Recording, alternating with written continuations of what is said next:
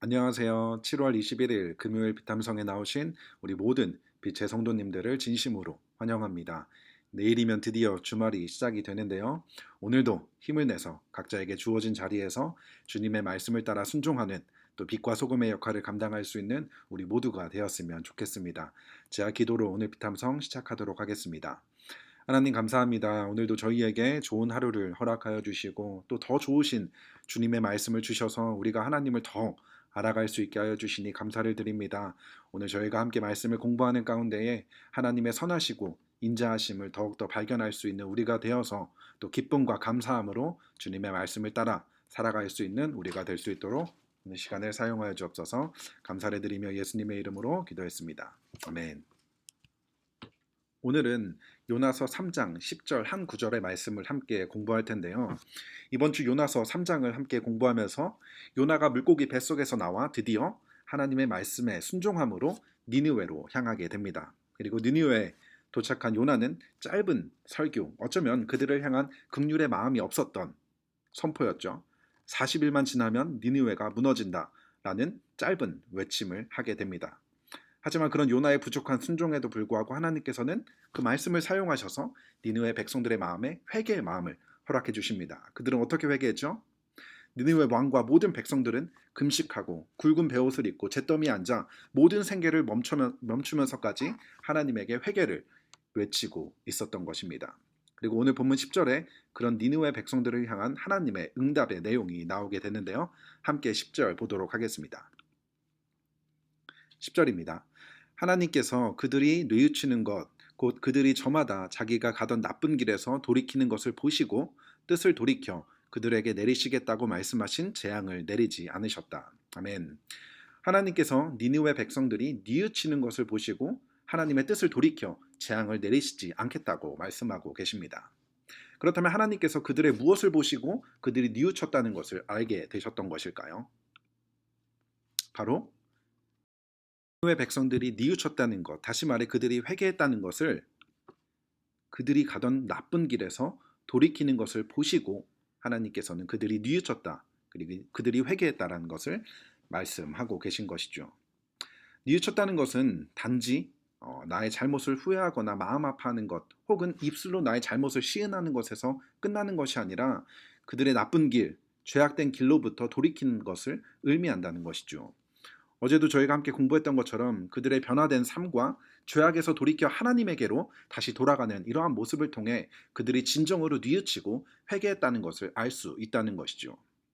우리의 회개가 하나님께서 받으시는 회개인지 아닌지는 회개 이후에 우리의 삶을 통해서 드러날 수 있다는 것이죠. 만약 우리가 하나님께 회개하고 난 이후에 이 죄와 싸우려는 노력도 없이 또다시 아무렇지도 않게 그 죄를 범하고 있다고 한다면 우리의 회개는 진정한 회개가 아니라는 것을 우리는 기억해야 한다는 것이죠. 회개란 우리의 삶의 변화를 통해 하나님께로 더 나아가기 위한 발버둥 치는 우리의 모습을 통해 우리 회개가 드려져야 한다는 것입니다. 그렇게 니느웨 백성들은 그들이 가던 나쁜 길에서 돌이켜 하나님께로 나아감으로 하나님께서는 그들의 회개를 받으시고 그들에게 내리시겠다고 말씀하신 재앙을 내리시지 않게 되신 것이죠.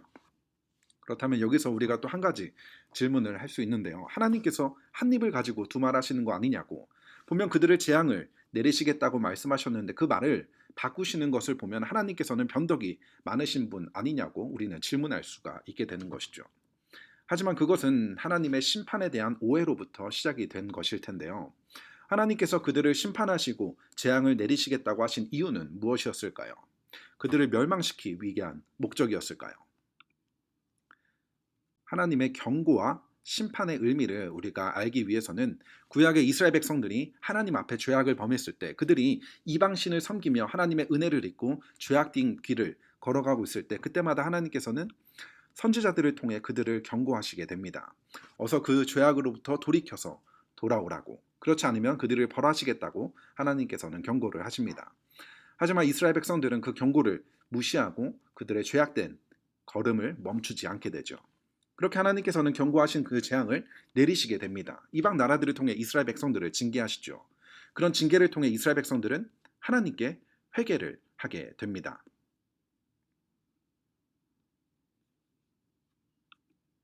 그렇게 하나님께 회개하고 죄악된 길에서 돌이킨 이스라엘 백성들을 하나님께서는 어떻게 하시죠?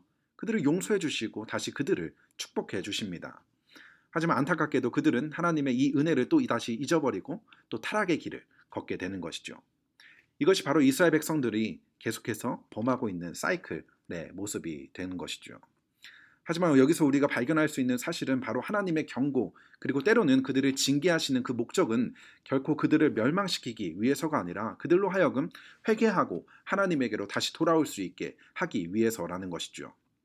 하나님께서 니느웨 백성들을 징계하시려고 했었던 것은 그들을 멸망시키려는 것이 아니라 오히려 그들이 회개하고 하나님에게로 돌아오게 하시기 위해서 말씀하신 거라는 것이죠. 그렇기 때문에 하나님께서 뜻을 돌이켜 그들에게 재앙을 내리시지 않겠다고 하신 것은 하나님이 변덕이 심하셔서 약속을 지키지 않으시는 분이셔서가 아니라 하나님께서는 긍휼과 자비가 많으신 분이기 때문이라는 것입니다. 그렇기 때문에 우리는 하나님의 경고와 징계를 오해해서는 안 되고 오히려 하루빨리 우리의 죄를 발견하고 하나님에게 진실된 회개로 나아갈 때 하나님께서는 긍휼과 자비가 많으신 분이어서 우리를 용서하시고 우리를 구원해 주신다는 것을 우리는 기억해야 한다는 것이죠.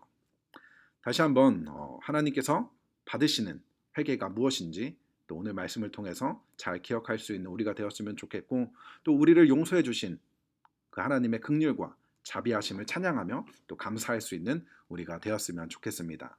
자, 기도로 오늘 비탐성 마치도록 하겠습니다. 하나님 감사합니다. 부족하고 연약한 저희들을 포기하지 않으시고 우리가 죄악된 길을 걸어갈 때에 우리에게 말씀하시고 때로는 징계를 통해 우리를 다시 돌이켜주시는 그 주님의 은혜에 다시 한번 감사를 드립니다. 하나님의 무한하신 긍휼과 자비하심에 늘 감사하며 늘 하나님께 겸손히 나아가는 우리가 될 수 있도록 주님 도와주옵소서. 감사를 드리며 이 모든 말씀 예수님의 이름으로 기도했습니다. 아멘.